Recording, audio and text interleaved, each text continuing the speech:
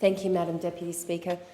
There's a sign on the Central Coast Highway at Erina that sends a very clear message to drivers heading towards Gosford every morning.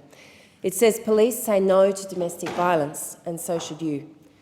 Today I'd like to do the same and say no to domestic violence and echo the message coming from my community on the Central Coast that it's time to have an important public conversation about this devastating issue.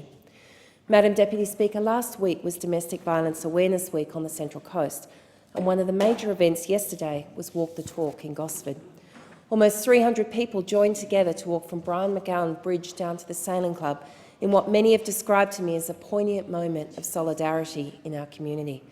I regret I was unable to attend, Madam Deputy Speaker, but I do want to place on record my thanks and appreciation to event organisers, including Mandy Coolan from the Star 104.5 FM breakfast team, Brisbane Water Police Superintendent Danny Sullivan, Gosford City Council and Leanne Livens from Central Coast Advice, a group focusing on integrated case management education.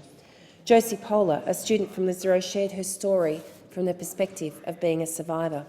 Her own family circumstances have been really difficult, but she had the courage to speak out, and I'm advised that an online petition has already attracted 100,000 signatures.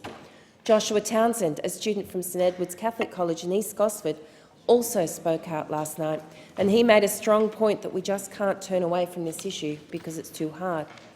Teenagers like Josie and Joshua too often may feel that they don't have a voice, but yesterday they joined 300 other people to make a stand on this issue because they know that in doing so they represent the voices of many others, and they too are standing up to make a stand against domestic violence.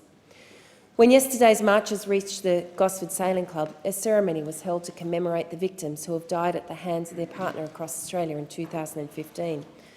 Superintendent Danny Sullivan told me that there was a candle lit for every one of the 45 reported victims this year. These candles were to give a voice to the now voiceless women. Madam Deputy Speaker, yesterday the candles lit up the dusk at Gosford on winter solstice, the darkest day of the year. And this is surely a symbol that there is hope, that we can change, and that every day can be brighter from this point. It's not easy. Superintendent Sullivan also said to me that on average every 2 hours police will have to attend a domestic violence incident in New South Wales.